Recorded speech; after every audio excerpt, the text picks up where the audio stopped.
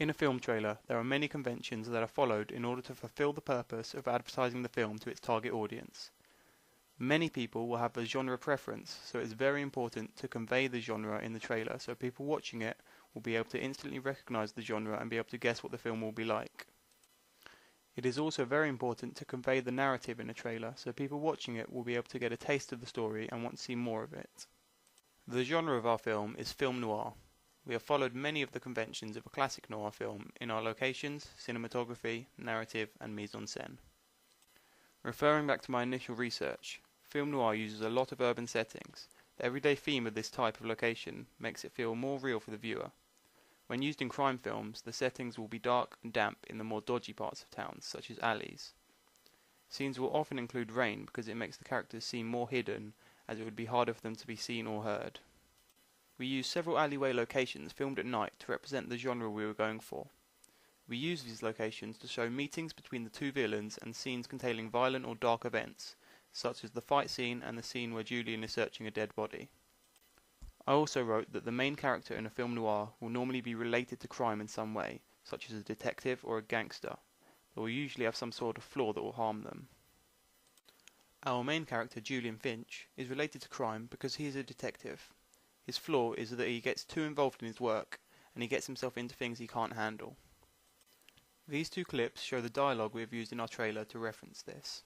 I'm not going to spend my whole time chasing her lowlights. This is not your case, Julian. Just don't get involved. We know you. Referring again to my initial genre research, film noir styled lighting is always low-key.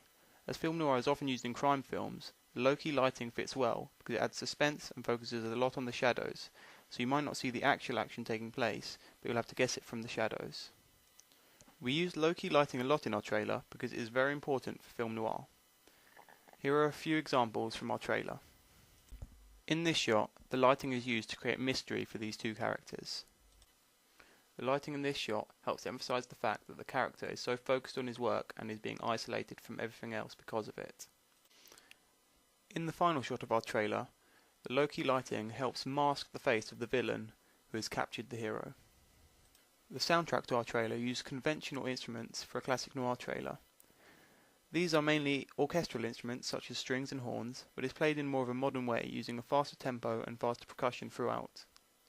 The soundtrack we used is quite similar to the soundtrack in the Maltese Falcon trailer, as they both used a string instrument playing long dramatic chords, and they both also have another stringed instrument as backing, playing shorter notes that are quite short and stabby, giving more tension to the feel of the trailer. Here is an extract used from the soundtrack played in our trailer.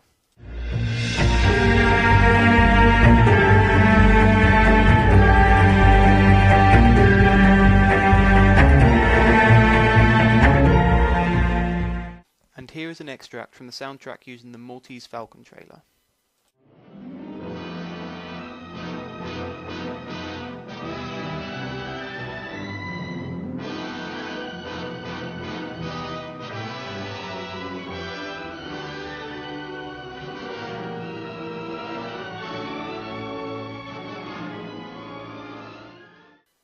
They both have one instrument playing long chords and another playing short notes. However, the soundtrack in our trailer feels faster and much more tense. Although the soundtrack is typical of a classic noir trailer, the way we have used it is much more like a neo-noir. The soundtrack for a typical classic noir trailer will be more discreet than what we have used in our trailer.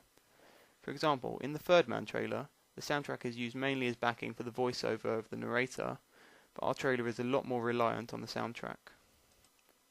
We have used our soundtrack similar to the way the Sin City trailer has, by syncing up a lot of the actions and shot transitions to the music, giving more emphasis to the action. An example from our trailer is at the beginning we synced up the first few shot transitions to the beat.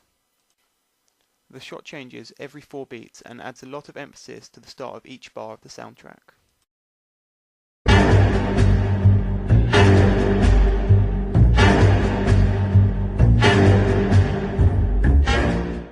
In this example from the Sin City trailer, the same technique is used but in a faster and more irregular rhythm that references the drum track.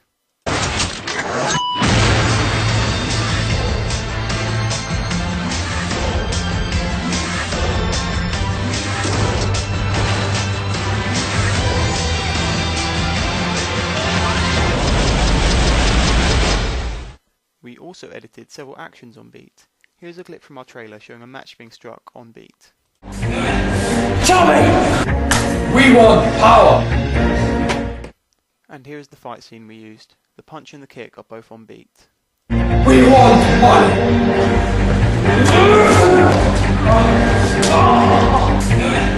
Tommy! And here is an example from the Sin City trailer. The car crash and the shot of the man's head being shoved underwater are both edited on beat, and the actual impact of both actions are very prominent. You're back!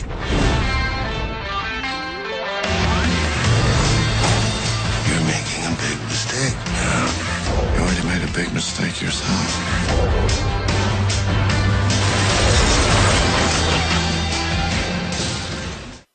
Another example of this from our trailer is near the beginning, when a briefcase is kicked along the floor.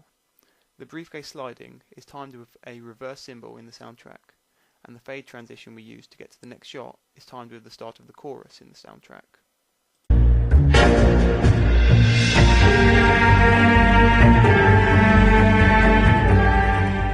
Referring to my initial genre research, voiceovers are very common in film noir.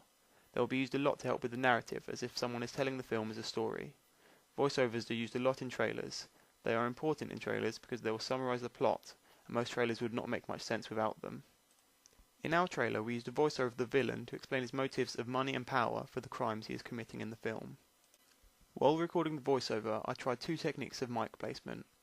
One idea I tried was to have the actor facing a corner of a room and placing the mic behind him, pointing above his head, to capture a very reverberant sound and make him sound very powerful. The other idea I tried was to place the actor and mic under a jumper to create a very muffled sound to make the character very mysterious. However, it was very hard to understand, so it was not used in the trailer. In my initial genre research, I wrote that film noir is often shot in black and white and is considered a very important part of film noir cinematography. However, as we were aiming our trailer to have aspects of both classic and neo-noir, we decided to lower the saturation of our trailer to give the whole thing a bit less colour.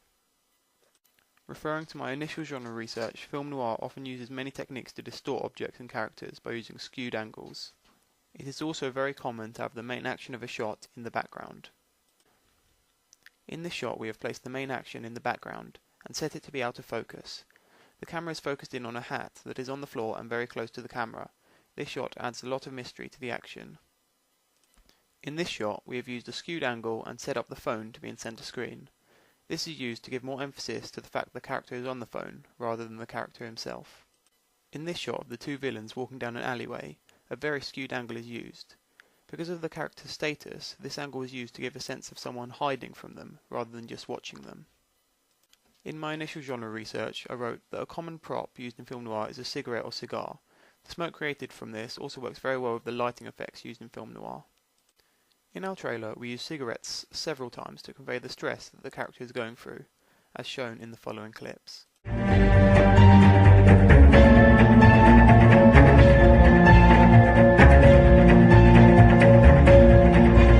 want money!